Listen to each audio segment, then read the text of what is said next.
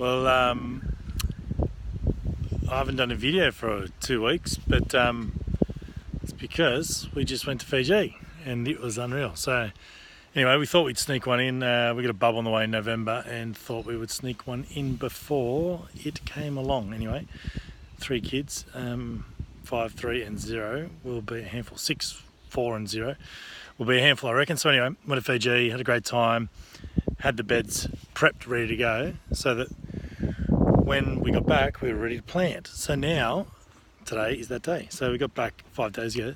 So today we did some planting and it's pretty bloody exciting. So the beds have been dug, they got compost on them, we've got a few things in. So we did leeks there.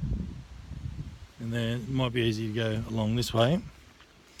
And then where this sprinkler bed is, I got some carrots. And then all through here, it needs to be tidied up a bit, but with the insect netting, I've got cabbages, green cabbage, red cabbage, and broccoli. And then I've just got a handful of other bits and pieces, and I'm going to be doing these weekly or fortnightly to make sure I've got a few always coming ready to be ready. So I've got beetroot, mini cos, normal cos, and some mixed salad stuff going in there.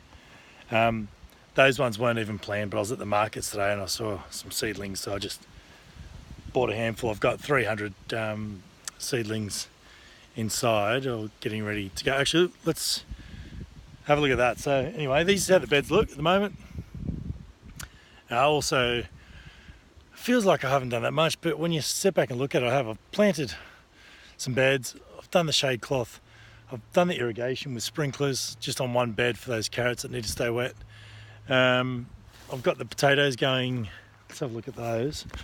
So when we came back from Fiji, they'd been dug up a bit. I don't know whether it was dug up or wind. I'm hoping it was just wind. I'll get to the wombat in a second. But that's the spuds. So just leaving them now. So they should all be good. So they're all in under there. And all I did there was laid cardboard down, cut a hole in the cardboard, laid the potato in the ground. Nothing's happening. Where is that? Can you see that? There. Laid the potato in the ground, and that will eventually shoot. It's coming a little bit, but anyway, cover that bad boy up, and that's what's going on there. So anyway, the other things that are going on is wombat on that side of the house hasn't been there, well, hasn't been under the house, can't get back in. I've got him out. But so this is looking at the front of the house. Wombat over that side, out. There's a wombat in another burrow under there. So, but he's not causing any grief. He's not actually burrowing under the house. He's burrowing near the house and not under a slab as such. So I'll deal with that when I can. But anyway, so also I've got started the fence. I've done the posts, some of the major corner posts. You can see there and all the way there. I started off doing about 100 square meters, and then I thought, I might as well go to the side fence. And I thought, well, maybe I'll just go to the front fence. So anyway, I've got about 400 square meters of fencing to do.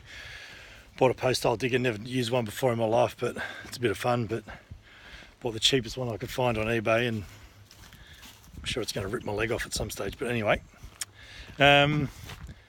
this fig tree is not meant to be deciduous, and it's lost about 80% of its leaves. So that's due to drought and frost. We've had 3 heavy frosts here, and the drought down here is, well, all New South Wales and Western New South Wales in particular, is shocking. So I read the other day that Kangaroo Valley in particular, obviously we're fine, like I'm not pretending to be a farmer, we're on town water, but Kangaroo Valley's had the driest 12 months in 104 years, and that's when the records started. So it could be longer. So all the dams are empty.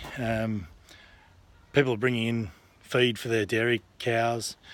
As an example, one dairy farmer told me that they're spending 16 grand a week on feed. Normally this time of year they're spending nothing, so That's shocking. Anyway, what else?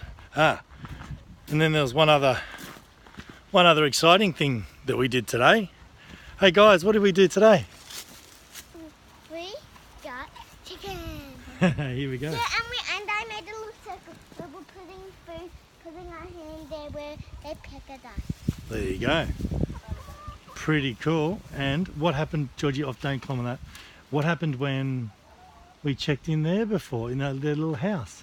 The first ever egg. Oh my gosh. Can you believe it? I can. Lois, you checking for more? Yes, it is. Bull. Ah! For real, for real, for real? Yes. Hey, show me, show the camera.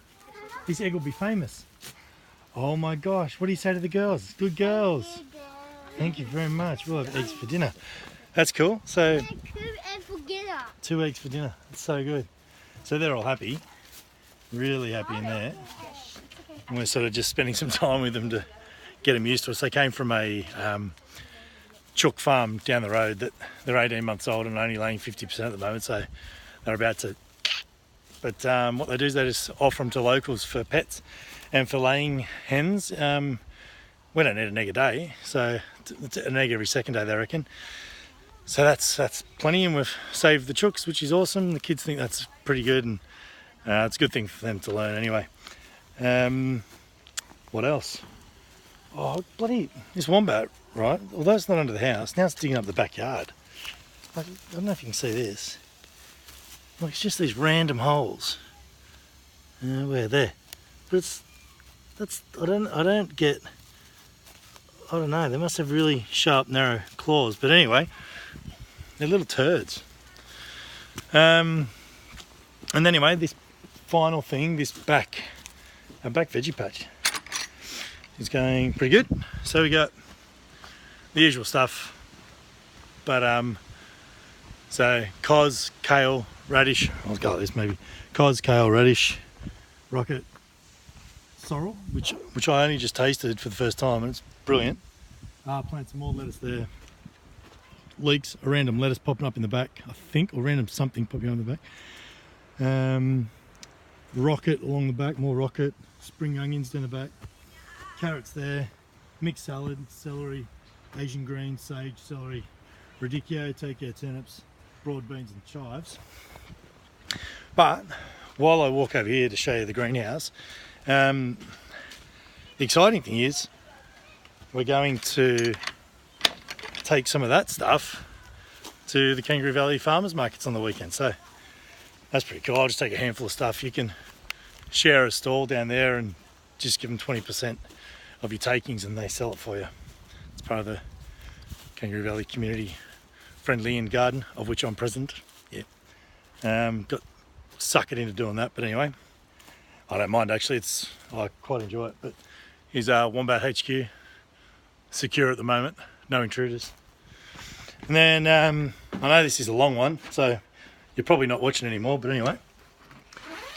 And then we got in here, in our greenhouse, I've got rainbow chard happening, mixed lettuce, tomatoes, more mixed lettuce down there, and more salad. And then, so what I do is I start the seeds inside, which you might be able to see through this window. So this is a north facing window, so in those plastic containers, I've got about 7, 6, I don't know, about 500 seedlings starting to grow.